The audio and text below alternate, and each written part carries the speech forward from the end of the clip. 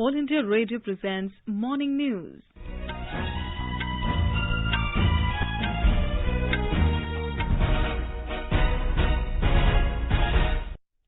Good morning, I am Saira Mujtaba and with me is Sarabjit Singh. The headlines. Preparations for world's largest COVID vaccination drive gain momentum. Vaccines being transported across the country. Cabinet clears purchase of 83 Tejas fighter jets for Indian Air Force. Festival of Harvest, Makar Sankranti being celebrated across the country today. United States bans cotton and tomato products from China's Xinjiang region over use of forced labor. WHO expert team to arrive in Chinese city of Wuhan today to probe the origin of coronavirus pandemic. And Donald Trump becomes first US president to be impeached twice.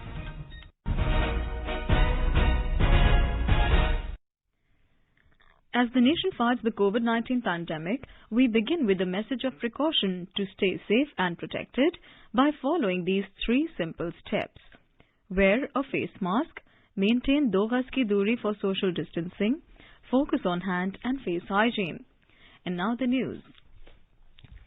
Preparations for the world's largest COVID vaccination drive has gained momentum, with planes carrying vaccines flying into airports across the country.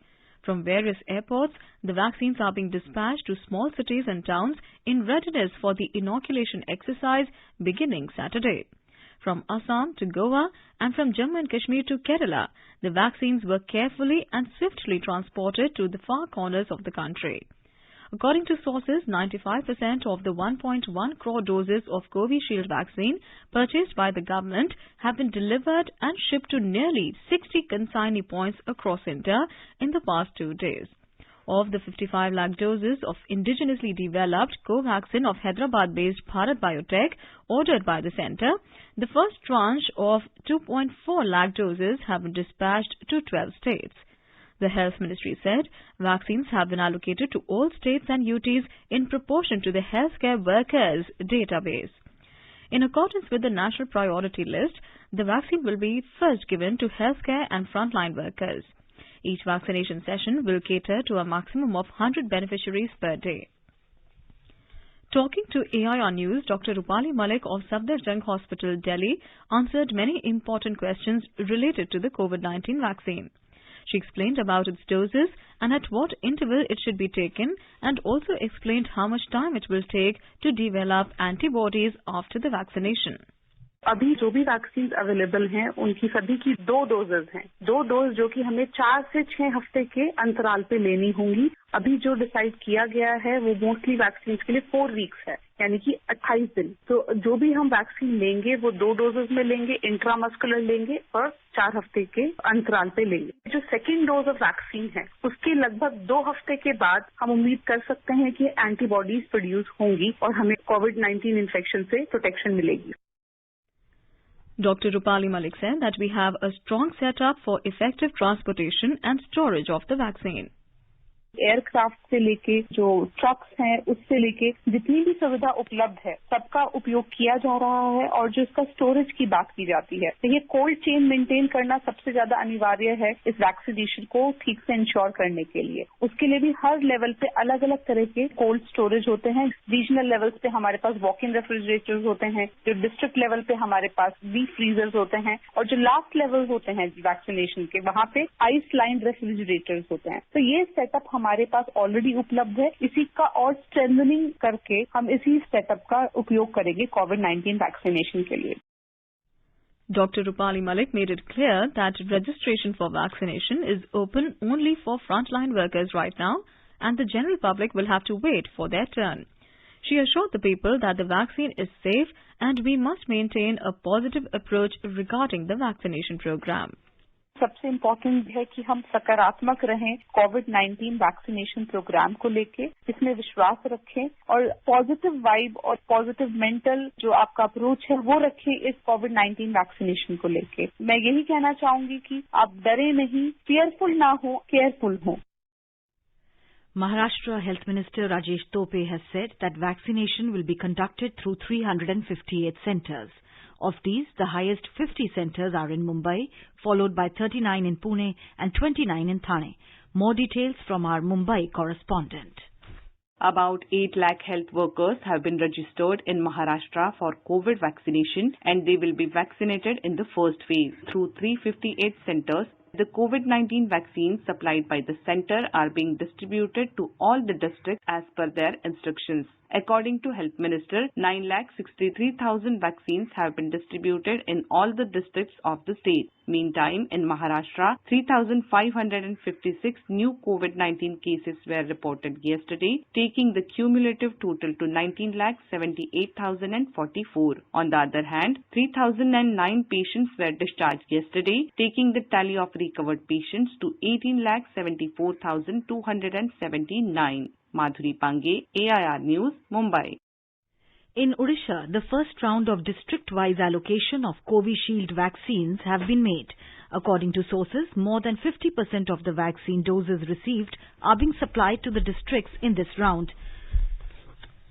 The first batch of COVID vaccine arrived in Chhattisgarh yesterday. According to our Raipur correspondent, the process of transporting this vaccine to various districts of the state has started. About 3,23,000 doses of COVID vaccine Covishield have arrived in Chhattisgarh as first shipment yesterday. Raipur Mayor Azaz Dhebar and officials of Health Department welcomed the vaccines in a traditional way with garlands and puja at the airport. These vaccines were taken from the airport to the state-level cold storage facility. In the first phase in Chhattisgarh, about 2,67,000 health workers will be vaccinated. For this, 99 vaccination centers have been set up across the state. Meanwhile, Director of All India Institute of Medical Sciences, AIIMS Raipur, Dr. Nitin M. Nagarkar, said that no one has to worry about the COVID vaccine since this vaccine has been developed by the best scientists in the country and it is completely safe. Vikalp Shukla, AIR News, Raipur. The country's COVID-19 recovery rate has now improved to 96.51%. A total of 17,817 COVID patients recovered in the last 24 hours. The total number of recoveries has gone up to over 1,129,000. The Health Ministry said the actual caseload currently comprises only 2.04% of the total positive cases. Presently, the total number of active cases in the country is 2,14,507. In the last 24 hours, 15,968 new cases were reported, taking the total number of positive cases in the country to over 1,04,95,000. Karnataka reported 746 new COVID-19 positive cases, 765 recoveries and 3 deaths during the last 24 hours. At present, 8,887 active COVID patients are undergoing treatment in various hospitals in the state. Meanwhile, the process for the distribution of COVID vaccine to all the districts has started in the state. Belgavi in North Karnataka received 1.47 lakh doses of COVID vaccine yesterday. More details from our Bengaluru correspondent. Karnataka is fully prepared to inaugurate the vaccination drive on January 16. Speaking to media in Bengaluru yesterday, the State Health Minister Dr. K. Sudhakar has said that apart from Covishield vaccine received till yesterday, another 20,000 doses of Covaxin will be arriving in the state very soon. The only difference between Covaxin vial and Covishield vial is Covishield has 5 ml of vaccine in a vial and Covaxin has 10 ml of vaccine in a vial. Both the vaccines are same and used for vaccination in the state. The minister further said that central government has issued clear guidelines on distribution protocol to be followed in the districts and deputing trained staff for carrying out the vaccination. The vaccination drive will be launched in all the districts on January 16th. R. Murthy, AIR News, Bengaluru. The recovery rate of COVID patients in Delhi stands at 97.83%. The city recorded recovery of 534 patients in the last 24 hours, taking the total number of recovered patients to date to 6,17,540. A total of 357 new confirmed cases of coronavirus were reported in the national capital in the last 24 hours. With this, the total number of COVID cases reported in the capital city so far has reached 6,31,249. In Bihar, COVID-19 recovery rate has improved to 97.91%. This is 1.40% more than the national average. The number of active cases in the state is continuously declining. Currently, 3,934 patients are undergoing treatment at various hospitals. 2,52,249 patients have so far recovered from the infection in the state. Over 95,000 corona tests were carried out during the past 24 hours. Over 1,95 lakh corona tests have been conducted in the state so far. A World Health Organization team of experts probing the origins of the pandemic is set to arrive in Wuhan today amid a spike in new COVID cases in China. The team will undergo quarantine when they reach Wuhan in central Hubei province, a National Health Commission NHC official said at the press conference yesterday. More details from our Beijing correspondent. WHO team is visiting at a time when China is facing a rising virus outbreak in multiple cities ahead of its biggest annual festival. WHO experts will communicate with Chinese medical experts by video during their quarantine period in Wuhan. China has been sensitive about accusations of a cover-up that delayed its initial response and allowed the virus to spread. Also, China actively pursued to shift the narrative that COVID originated elsewhere amid allegations on the WHO's role, especially in the beginning of the pandemic. Since then, many theories came about the origin of the coronavirus and much remains to be known. It will be a joint investigation by WHO and Chinese scientists, and not much details have been published about the action plan. Meanwhile, to guard the capital Beijing against the recent outbreaks in neighboring Hebei, Beijing city authorities have stepped up screening and prevention measures to prevent another cluster from developing there. Anshman Mishra, All India Radio, Beijing. The government has approved procurement of 83 light combat aircraft LCA Tejas worth about 48,000 crore rupees from Hindustan Aeronautics Limited for the Indian Air Force.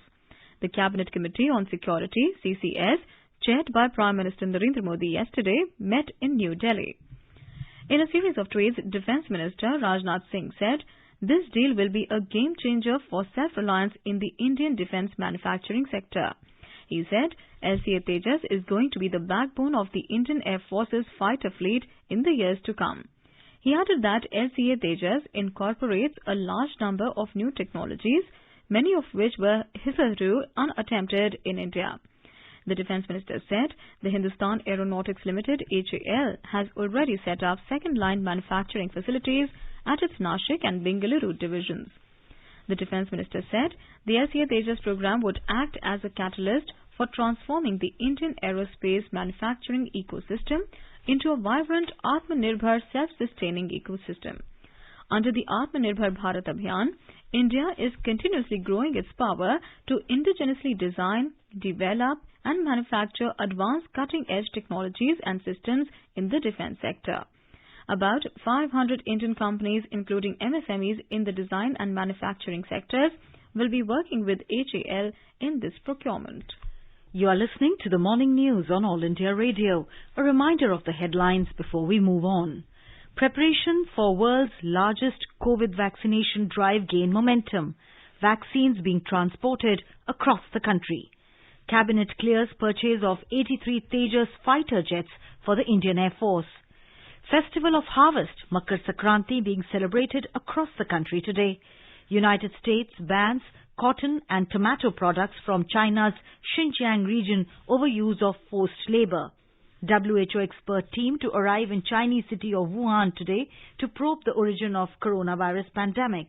And Donald Trump becomes the first US president to be impeached twice.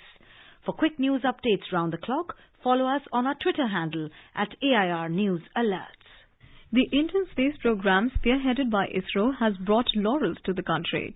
Taking a giant leap in the area of satellite program, it has created a place for itself in the global arena.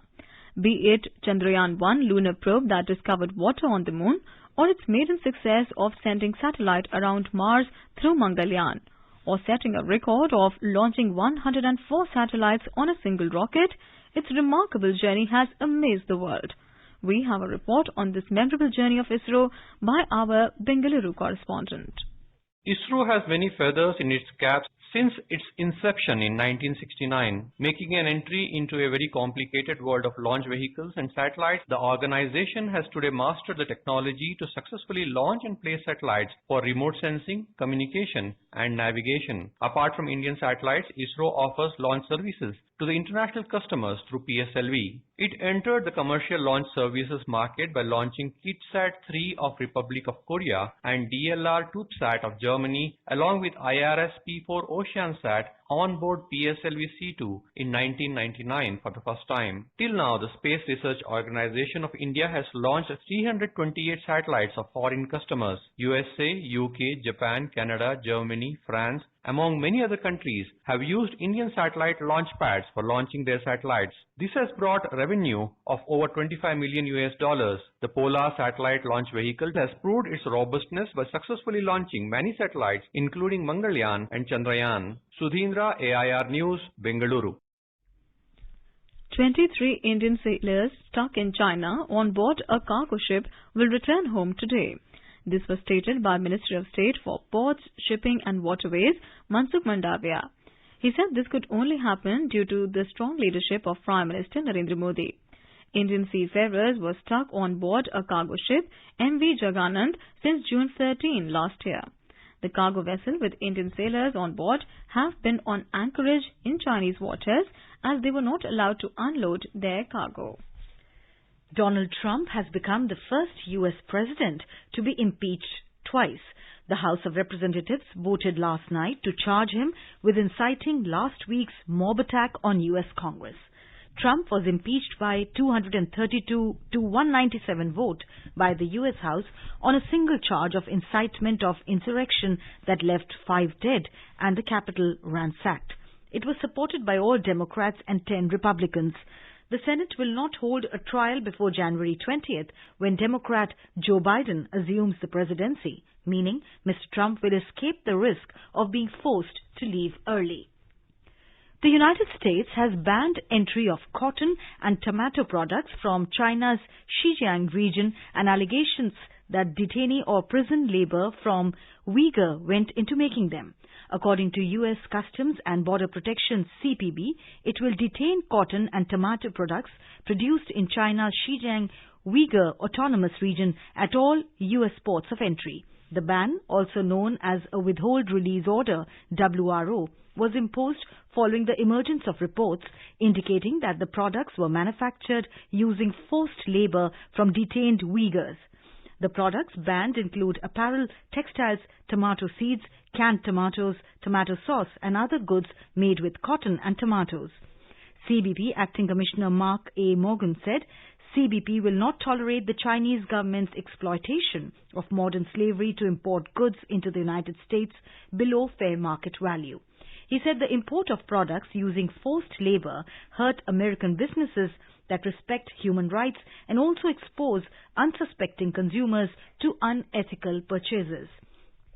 China has been rebuked globally for cracking down on Uyghur Muslims by sending them to mass detention camps, interfering in their religious activities, and sending members of the community to undergo some form of forcible re-education or indoctrination. The festival of harvest, Makar Sankranti, is being celebrated today. The festival is seen as a celebration of the end of the winter solstice and also marks the end of the winter harvest.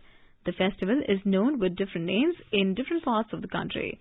It is celebrated as Pongal in Tamil Nadu, Uttarayan in Gujarat, Bihu in Assam, and Posh Sankranti in West Bengal. President Ramnath Kovind, Vice President M. Venkaiah Naidu and Prime Minister Narendra Modi have extended their greetings and wishes to the citizens on the occasion of Makar Sankranti, Pongal, Bihu, Uttarayan and Posh Parv. In a tweet message, President Kovind wished that these festivals may strengthen the bond of love, affection and harmony in our society and increase prosperity and happiness in the country. Vice President M. Venkaiah Naidu said that these festivals are known for their colorfulness and symbolize a good harvest and bountifulness of nature. Prime Minister Narendra Modi prayed for universal happiness and good health for all on the occasion. In Uttar Pradesh, despite of biting cold, thousands of devotees have started taking dip at holy rivers from early morning on the occasion of Makar Sankranti. Our Lucknow correspondent reports that the famous Magh Mela of Prayagraj also started from today. Devotees along with saints have flocked to the ghats of holy rivers across the state since early morning and taking bath on the occasion of Makar Sankranti. This is also the first imported bathing festival of about 1.5 month long Magh Mela being held on the banks of Sangam, the confluence of rivers Ganga, Yamuna and mythical Saraswati in Prayagraj. Magh Mela is the first big congregation in the state which is being organized after the start of Corona pandemic. First time administration has prepared a list of all devotees who are coming to Magh Mela and no one is allowed without negative COVID test report. Magh Mela authority is making all efforts to inform devotees to not to feed the birds who arrive at Sangam from other countries amid the scare of bird flu. Chief Minister Yogi Adityanath will do a special puja and offer Khichdi Prasad at Gorakhnath Mutt at Gorakhpur, after which the famous Khichdi Mela here will start. He will also release a stamp on Gorakhpur city today. Sushil Chandra Tiwari, AIR News, Lucknow.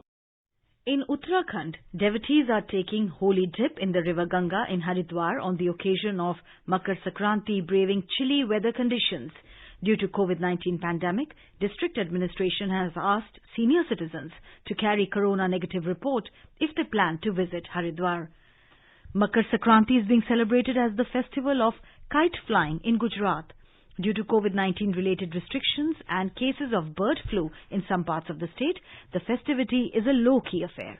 More details from our Ahmedabad correspondent. Gujarat government has already announced a series of restrictions on kite flying at public places and in groups. The people have been asked to enjoy the festival from their home with their close family members. They have been asked to follow all COVID-related protocols even during the festival. On the other hand, the state government has launched Corona Abhiyan to save and treat the birds being injured due to string of kites. Gujarat government has already banned the sale and use of Chinese string, which causes maximum injuries to the birds. Health workers of the Animal Husbandry Department and volunteers of Corona Abhiyan have been asked to take maximum care during the treatment of the injured birds due to bird flu cases in some districts. Official sources said that more than 50,000 birds and animals have been saved in Corona Abhiyan till now. Yogesh Pandya, AIR News, Ahmedabad. In the Tamil calendar, today is the birth of the spring season. Thai, the first few days are celebrated with everything related to a farmer's life and agriculture. Tamils across the world celebrate the festivity. This time, rather significantly, political party leaders have joined in celebrating the festival. A report from our Chennai correspondent.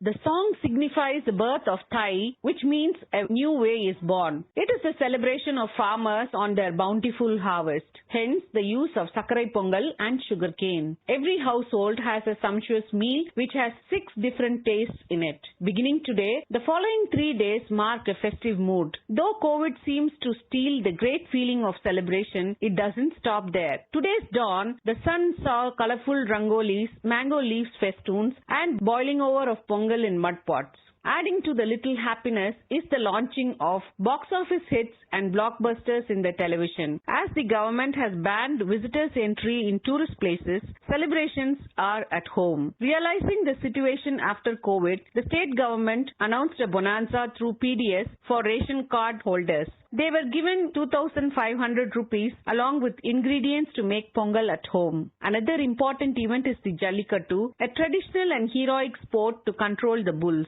The event begins from today to the 31st of this month. Joy, AIR News, Chennai.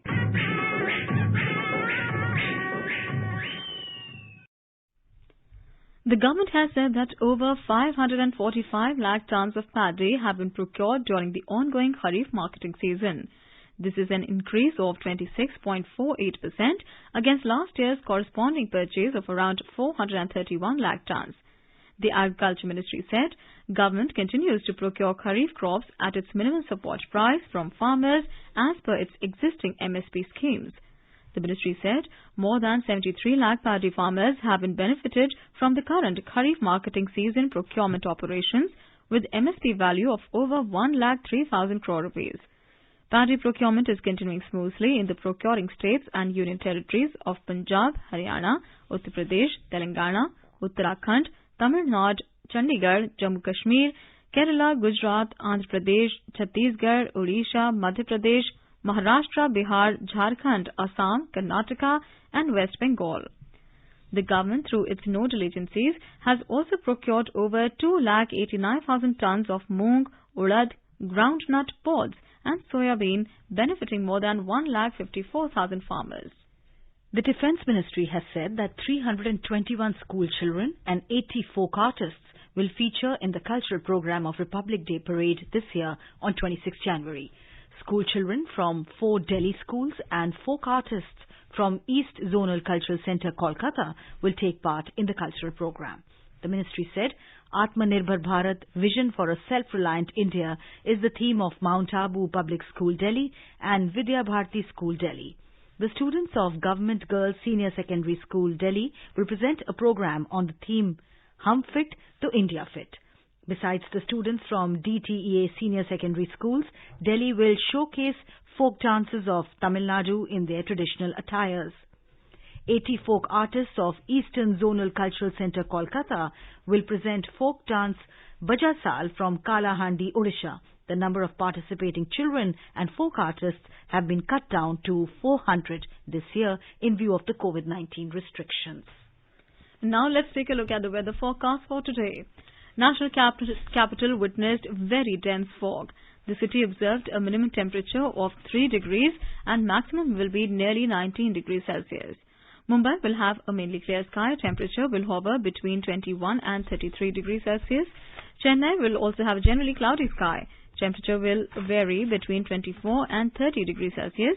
Kolkata had fog or mist in the morning and mainly clear sky later is expected. Temperature will hover between 15 and 24 degrees Celsius. Srinagar, Jammu and Gilgit had fog or mist in the morning. However, the day is expected to be sunny in these places. In Srinagar, temperature will hover between -7 and 6 degrees. In Jammu, the minimum temperature was 7 degrees Celsius and maximum will be around 15 degrees Celsius. In Gilgit, the lower limit of temperature was -4 and maximum of 11 degrees Celsius is expected. Leh and Muzaffarabad will have mainly clear skies. In Leh, minimum temperature was -14 degrees Celsius while maximum will be around -1. In Muzaffarabad, temperature will fluctuate between 3 and 17 degrees Celsius. Dehradun will have fog or mist in the morning and mainly clear sky later. Temperature will hover between 7 and 18 degrees Celsius. And now an overview of today's newspapers. Papers have covered different stories today, from the latest update on the COVID vaccine to the centre oaking the Tejas LCA deal are some of the prominent stories. The Tribune writes, all clear for 83 Tejas, biggest Make in India deal. The pioneer headlines in Desi Push and IAF Boost, rupees 48,000 crore okayed for 83 Tejas. It's back to school in Delhi for class 10th and 12th, reports Hindustan Times. The Pioneer informs Delhi schools to reopen for classes 10, 12 from January 18. The Tribune writes, 2 days to go, biotech begins wax shipment. The Indian Express reports, citing bird flu, Delhi civic bodies ban sale of chicken. And finally, with an intense cold wave gripping North India, temperatures in the capital continue to plummet. The Times of India carries a picture of a still shikara on the Dal Lake that was frozen on Wednesday when Srinagar recorded -7.8 degrees Celsius. And now, before we end the bulletin, the headlines once again. Preparations for world's largest COVID vaccination drive gain momentum, vaccines being transported across the country. Cabinet clears purchase of 83 Tejas fighter jets for Indian Air Force.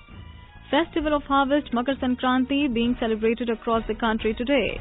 United States bans cotton and tomato products from China's Xinjiang region over use of forced labor. WHO expert team to arrive in Chinese city of Wuhan today to probe the origin of coronavirus pandemic. And Donald Trump becomes first US president to be impeached twice. For details of these stories and more, log on to our website www.newsonair.com and News on AIR app. And with that, we end the morning news. Have a great day.